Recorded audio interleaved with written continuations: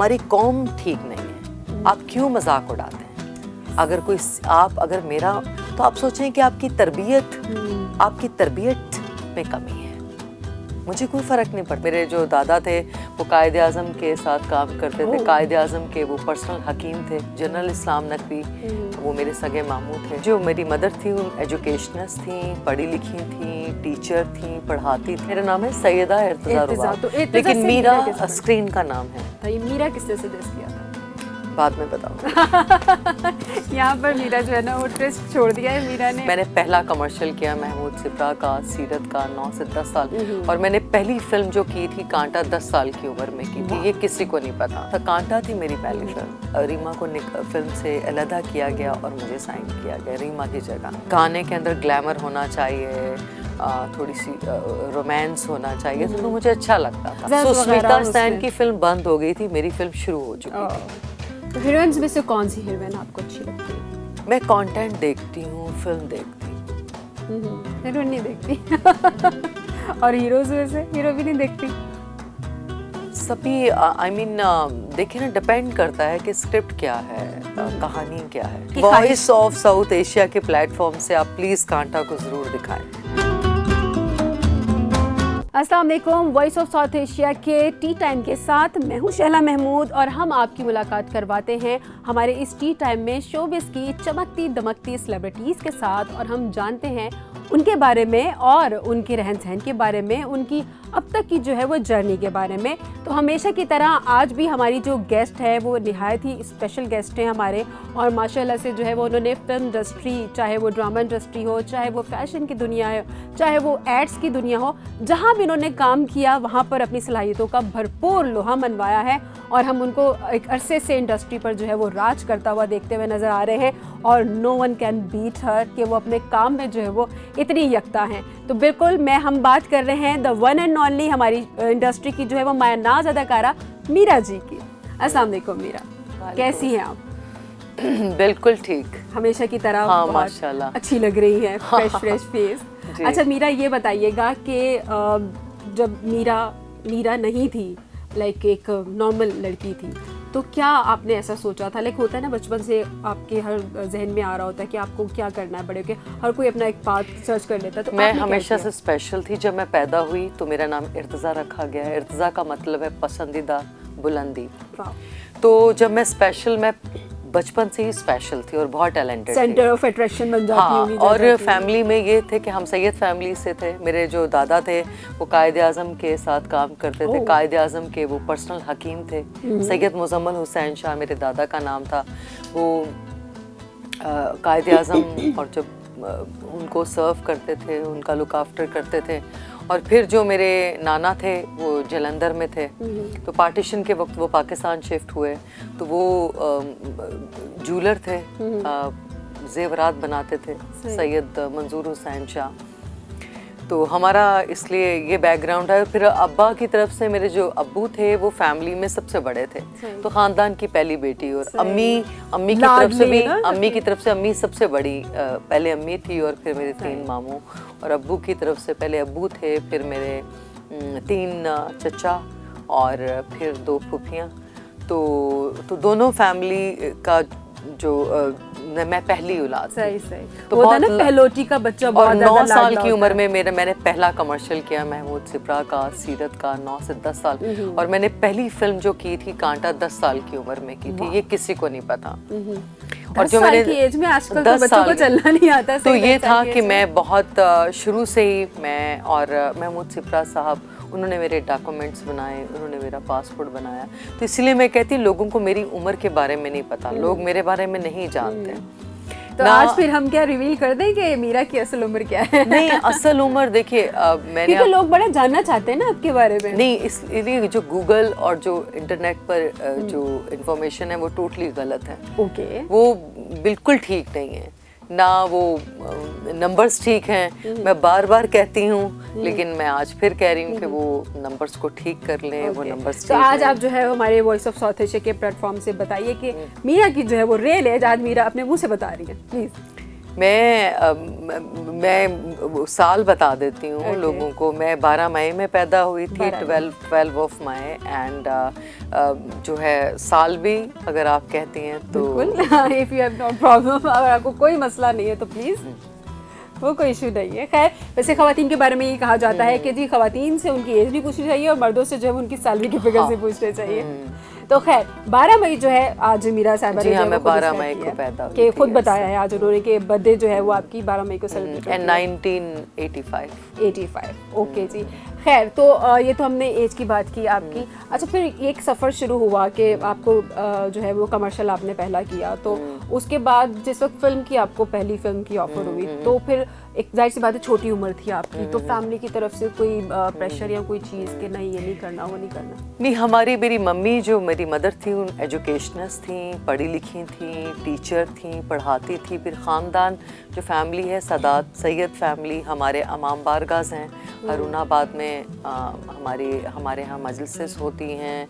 फिर फैमिली का एक बहुत बड़ा कंट्रीब्यूशन है इस्लाम के हवाले से, और कि जो है हमारे शेखपुरा जो सबसे बड़ा इमाम बारगाह है वो भी हमारी फैमिली का है। फिर जनरल इस्लाम नकवी, वो मेरे सगे मामू थे, जनरल इस्लाम नकवी, उनका नाम सुना होगा।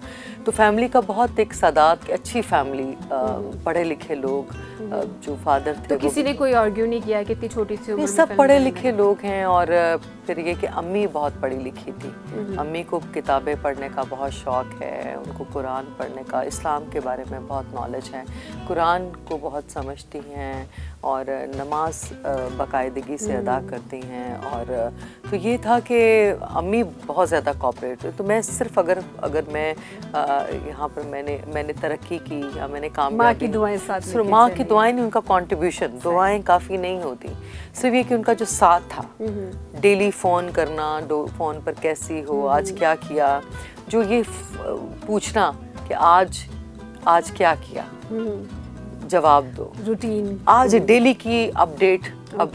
फिर आप बताती थी रोज? नहीं, हर रोज, अभी तक हम रोज बात करते हैं, आज क्या हुआ, कल क्या करना है, डेली कहाँ जा रही हो, किससे कहाँ जा रही हो, जो माँ वाले कंसर्न होते हैं, कहाँ जा रही हो, किससे मिल रही हो, क्यों मिल रही हो, क्यों गई हो,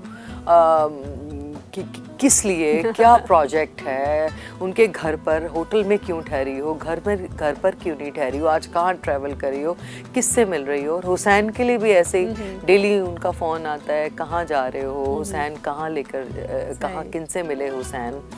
और फिर तुम गलत लोगों से बचाना। हाँ, बिल्कुल, सिक्योरिटी एक होती ना, सिक्योरिटी इश्यूज हैं कि गलत लोगों से ना हम मिलें, तो वो सेफ्टी इश्यूज हैं पूरी फैमिली। तो वो थोड़े से कंसर्न है कि हम बुराई से और गलत लोगों से हमें बचाते हैं। सही। अच्छा, ये बताएं कि जब आपने पहली फिल्म की तो वो फिर कैसा उसका रिस्पॉन्स आया, उसका रिस्पॉन्स कैसा था? पहली फिल्म मैं बहुत यंग थी तो अच्छा रिस्पॉन्स था। कांटा थी मेरी पहली फिल्म।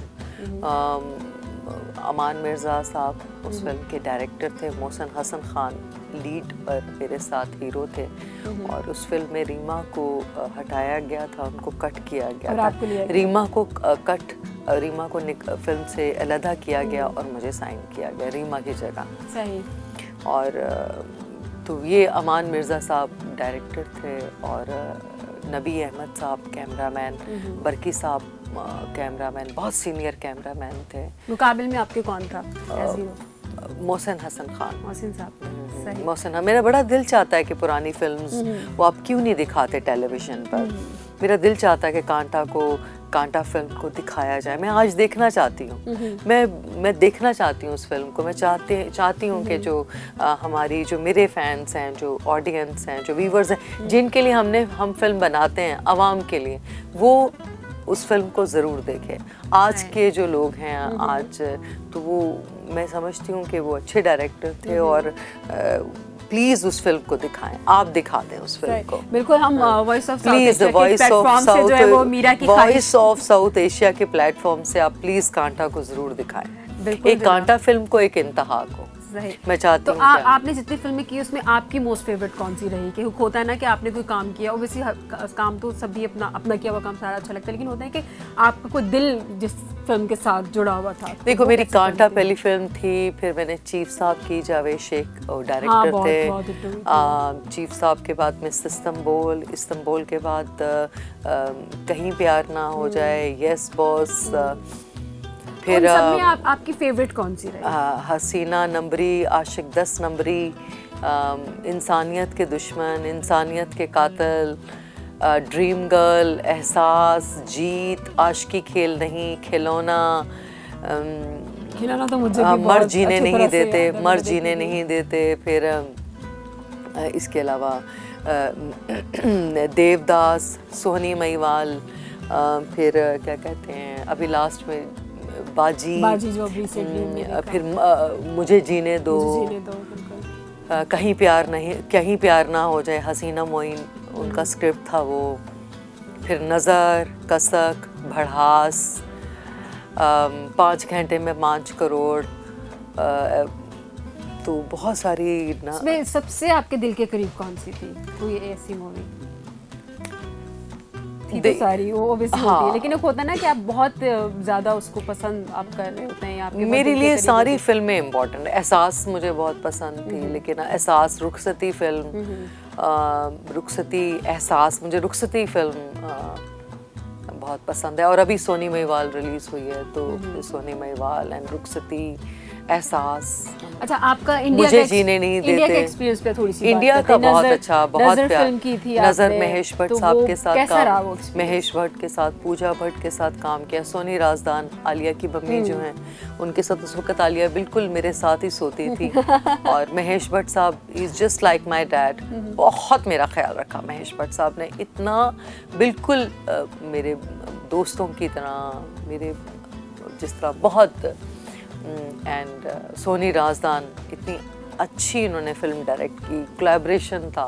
जिस वक्त आपकी नज़र फिल्म आई थी तो मुझे याद है कि जहाँ बहुत सारे लोगों ने बहुत ज़्यादा अप्रिशिएट भी किया था, तो काफ़ी सारे लोगों ने कंट्रोवर्सीज और तनकीद भी बहुत की। तो लिबास उसको के किस तरह हवाले देखा से आपने? उसको देखिए, किस तरह से मेरी लिया? लिबास के हवाले से वो मेरी अपनी चॉइस थी, वो गाना करना वो मेरी अपनी चॉइस थी। सही। तो सो अगर मुझे ग्लैमरस, अगर मुझे, मेरी अपनी चॉइस थी, तो अगर मुझे ग्लैमरस रोल अच्छे लगते थे उस वक्त। हाँ, अब नहीं अच्छे लगते, लेकिन उस वक्त मुझे ग्लैमरस और ग्लैमरस रोल अच्छे लगते थे, कि गाने के अंदर ग्लैमर होना चाहिए, थोड़ी सी रोमांस होना चाहिए, तो मुझे अच्छा लगता था। उस पे बहुत क्रिटिसाइज हुआ था, क्रिटिसाइज किया, लेकिन फिल्म बहुत अच्छी थी, लोगों ने फिल्म को, कंटेंट बहुत अच्छा था, फिल्म को बहुत, अश्मित पटेल ने बहुत अच्छा काम किया, उनका बहुत अच्छा रोल था, महेश भट्ट साहब की amazing direction, and Soni Razdan ने बहुत अच्छी फिल्म वो डायरेक्ट, कैमरामैन उस फिल्म के बहुत अच्छे थे,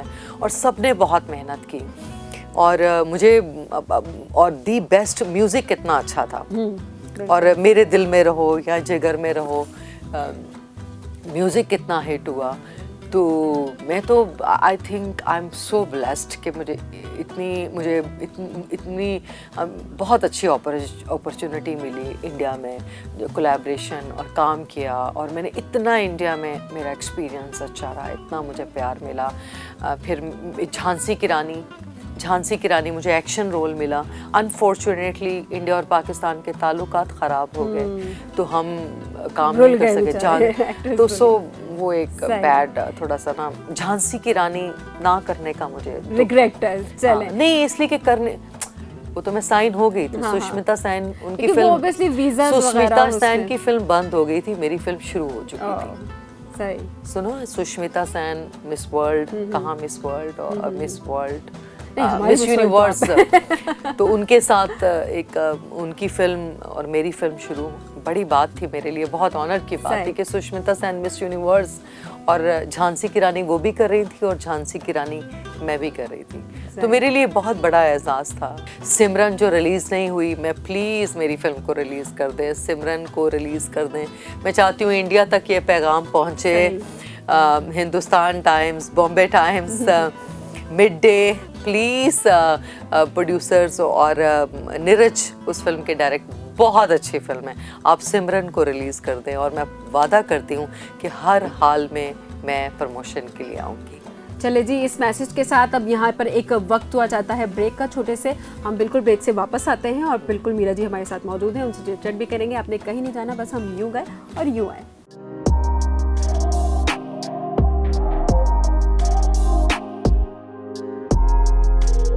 जी वेलकम बैक। आप देख रहे हैं वॉइस ऑफ साउथ एशिया का टी टाइम और हमारे साथ जो है वो मौजूद हैं पाकिस्तान फिल्म इंडस्ट्री की मारूफ अदाकारा मीरा जी, जिनसे हम बातें कर रहे थे कुछ उनके करियर के हवाले से, कुछ हमने उनकी बचपन की यादें भी छेड़ी हैं और बहुत मज़े के किस्से जो हैं वो मीरा हमें आगाह कर रही हैं। और ब्रेक से जाने से पहले हम मीरा की सिमरन फिल्म की बात कर रहे थे जो कि इंडिया में रिलीज़ नहीं हुई है। तो मीरा जी है जो है वो वॉइस ऑफ साउथ एशिया के प्लेटफॉर्म से इंडिया को ये पैगाम देना चाह रही है कि प्लीज़ उस फिल्म को रिलीज़ किया जाए।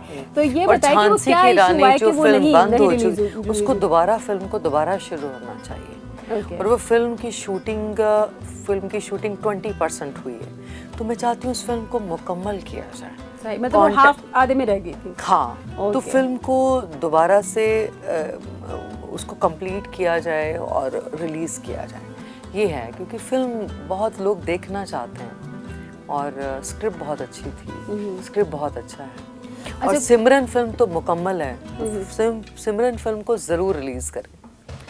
मीरा ये बताइए कि जैसे पाकिस्तान में आप जिस तरह से काम कर रहे होते हैं, तो आजकल जिस किस्म की फिल्म्स वगैरह भी बन रही हैं, फिल्म इंडस्ट्री अब फ्लरिश भी कर रही है, नई नई फिल्में भी आ रही हैं, उसके ऊपर आप क्या कहती हैं, कैसे देखते हैं उसको?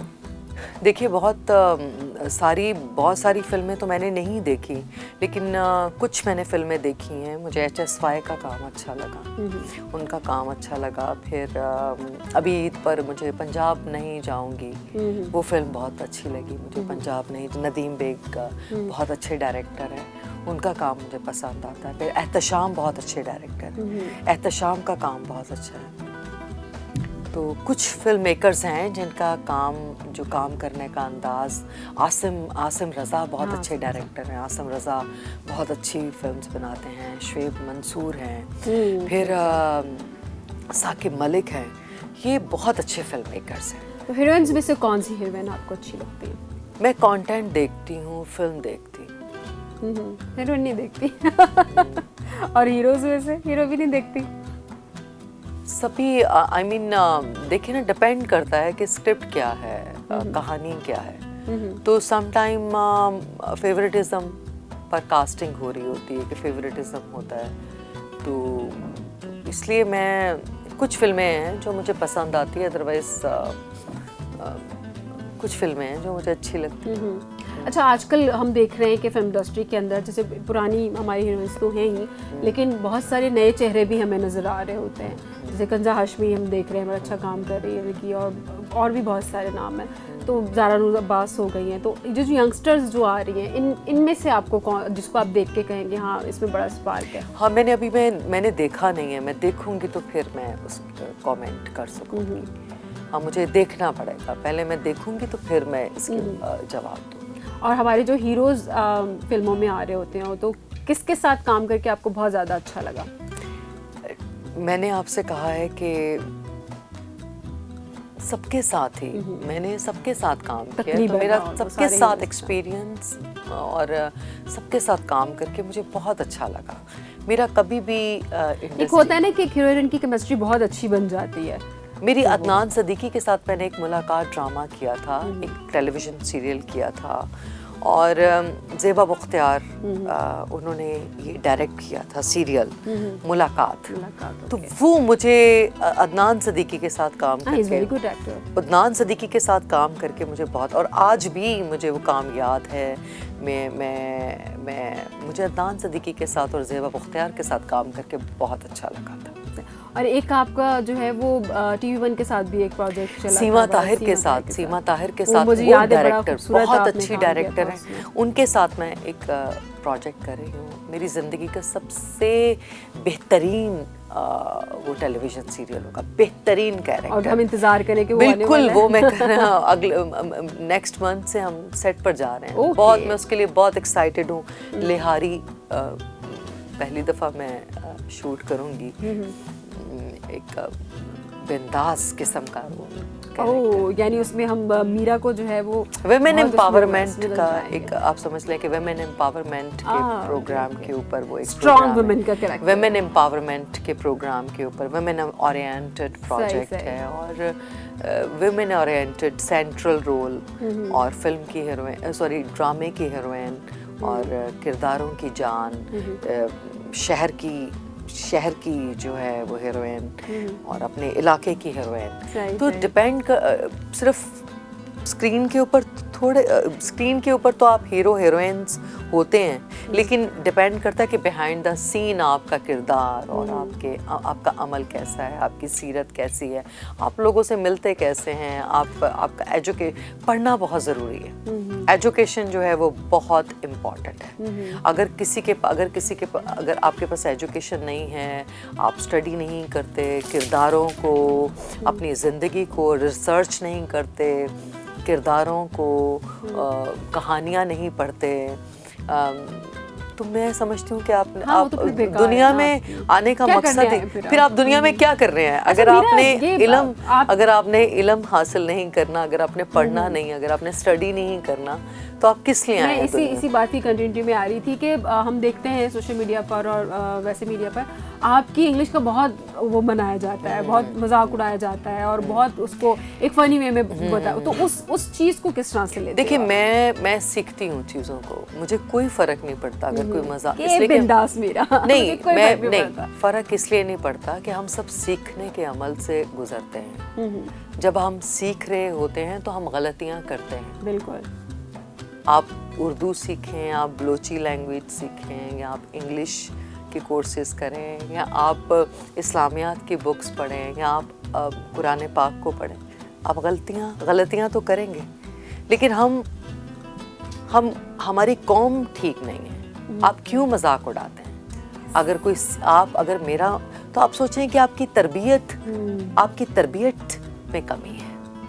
मुझे कोई फ़र्क नहीं पड़ता, इसलिए कि मेरे बहुत सारे ऐसे बच्चे हैं जो मेरी तरह सीख रहे हैं, कुरान पाक पढ़ना सीख रहे हैं, उसको समझने की कोशिश कर रहे हैं, और वो गलतियां भी करेंगे। तो आपको उनको कमेंट और उनको आमिर लियाकत आपको सीखना चाहिए कि आप अगर कोई गलती करे तो उसका मजाक मत उठाएं। तमस्सुक ना उठाया जाए, बिल्कुल, उसको मज़ाका खेज़ अंदाज में ना, बिल्कुल नहीं। तो मैं तो पढ़ती भी हूँ और सीखती भी हूँ और गलतियाँ करती हूँ और करती रहूँगी, और हम सब गलतियाँ करते हैं, लेकिन अनफॉर्चुनेटली वो जो मजाक उड़ाते हैं, गुनाह अल्लाह ताला उनको सजा देंगे, इसलिए कि जाहिल वो हैं। बिल्कुल। और बिल्कुल बहुत खूबसूरत बात की है मीरा ने कि जो मजाक उड़ाते हैं वो उड़ाते रहें, और इससे कोई फ़र्क नहीं पड़ता। इंसान बिल्कुल पता का पुतला है, वो तो सीखता ही है। तो यहाँ पर वक्त हुआ चाहता है एक छोटे से ब्रेक का, और हम ब्रेक से अभी वापस आते हैं। आपने कहीं नहीं जाना, देखते रहिए वॉइस ऑफ साउथ एशिया।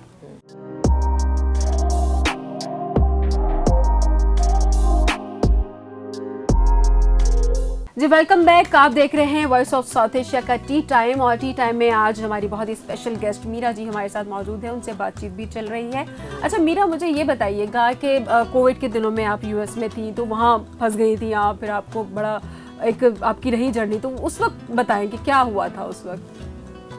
देखिए, कोविड में हम सब तकलीफ़ में थे, अमेरिका में थे, और अमेरिका एक ऐसा मुल्क है जहाँ पर जान की बहुत ज़्यादा अहमियत है, जहाँ पर लोग